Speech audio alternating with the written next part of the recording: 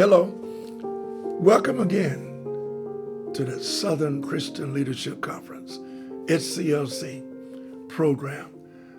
Ladies and gentlemen, it's a sad occasion at this particular time that we convey the fact that we just lost in transition Dr. King's youngest son, Mr. Dexter King. Just been informed about an hour ago that he has passed. I can't help but remember the very positive relationship that Dexter and SCLC had, in particular with our chairman of the board, Dr. Bernard Lafayette, and the entire family. We just want to convey our condolences, our entire sympathy from the family of the institution of civil rights, in particular SCLC. I just remember just a few years ago, excuse me, Dr. Lafayette and I was in Los Angeles, and Dexter was living at the time. And we met him at his office there in Los Angeles, and had such a great conversation. And I can honestly say, every time that I call Dexter, he always returned my call. And it's such a sad time, not only for SCLC, but his immediate family and the family of civil rights and throughout the world. And after we just embarking upon the 95th commemoration of Dr. King's birthday, no more than just a few days ago. Matter of fact, it was a week ago. And today, we get the word that none other than the Honorable Dexter King, his son, has just passed. It won't be the same. We know we all must make our transition. But I just want the family to know, and throughout the family of the civil rights movement, that Dexter was a friend to SCLC. I can personally say that because of the relationship that we had, and with the entire family. We have an excellent relationship. But I want to talk about Dexter King, who was a quiet storm in his own rights. And he dealt a lot with the intellectual properties of Dr. King and Mrs. King. And he was an expert in that. And he was just an outstanding young man because I knew him personally. And I want to commend the spirit of Mr. Dexter King, the Honorable Dexter King, if I may, in terms of what he stood for and what his spirit is standing for. And I know that the spirit of the King family will forever be with Dexter in terms of his work and his relationship of bringing about a difference. Ladies and gentlemen, just a week ago, the King Center put on a great commemoration celebration of the work of Dr. King and Mrs. King. And I just talk about Mrs. King all the time, my wife and I, because we had a personal relationship with her. She was so good in motivating and elevating your perspectives and keeping you focused on what you were doing. I have a picture of Dr. King in my home here in Atlanta, and with the signature of Mrs. King just thanking me for being supportive of her work and Dr. King. And I will forever cherish that. Again, in transition of Mr. Dexter King, the son of Dr. and Mrs. King, who was the second oldest boy of the family. Martin Luther King III is the oldest. And then, of course, Yolanda was next to Martin. And, of course, Dr. Bernice King, Elder Bernice King, was the baby child.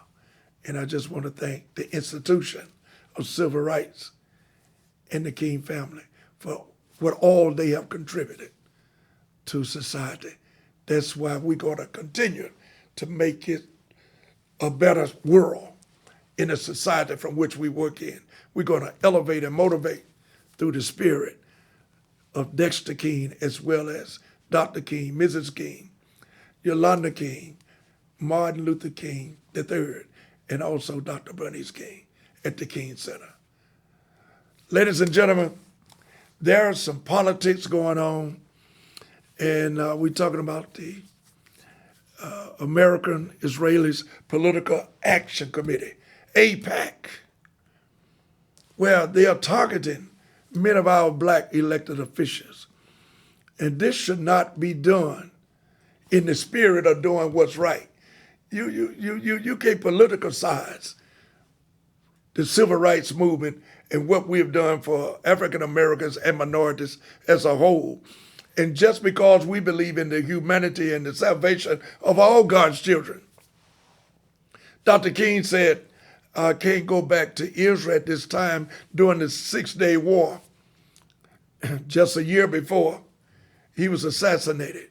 He was there in 1959, but they wanted him to come back in 67, and he committed, but they were having a 6-day war, and he still wanted to go back. But he said, I can't take sides. I'm taking sides on what's right and bringing people together, which is humanity. So when you have the political wherewithal that you think you can come into a situation, you target people of color in terms of the politics, something is wrong with that. And we're going to take a stand against that because we're about the beloved community, which is beloved, bringing about love as it is. Love is what love does. Love brings people together. And that's what we're about. That's what this organization about. That's what this institution about. So it's more than a notion to figure that people are going to just do the right thing. You have to bring about the pressure and pressurizing of those who refuse to see the holistic approach, harmonious working together with all God's children. We want everybody to be recognized and have a quality of life. That's where we are. And you can't target people just because you figure it's your way or the highway. We can't do that. So we're not going to sit idly by. See, many of our people just don't get it. They think because perhaps they're in their church, in their community, in their place of worship and business, that everything is going to be okay. No, you have to make it okay by standing up for what is right, non-violently. We don't pick up no guns and go shoot nobody. We don't attack nobody with the tongue. We attack what is wrong and the evenness in society. So we're here to say and convey to any group of people, and particularly the AIPAC of American Israelis Political Action Committee groups, who's going after people of color because you think they're not doing what you want them to do. You sit down at the table and negotiate and work with these people. We're for all God's children. I just left Israel not long ago. I love everybody. People on both sides I love because they were created and made and was put here on this earth. Let me just say something. What Muhammad Ali came to my mind the other day in terms of service. We want to service the whole world. You all can be important because of service. You don't have to have certain titles behind your name or in front of your name. Service is the key. Muhammad Ali said service to others. Come on now. Service to others is the rent you pay for your room while you're here on earth. I'm going to say that again. That was Muhammad Ali, the great champion himself, boxer, that said service to others is the rent you pay for your room while you're here on earth.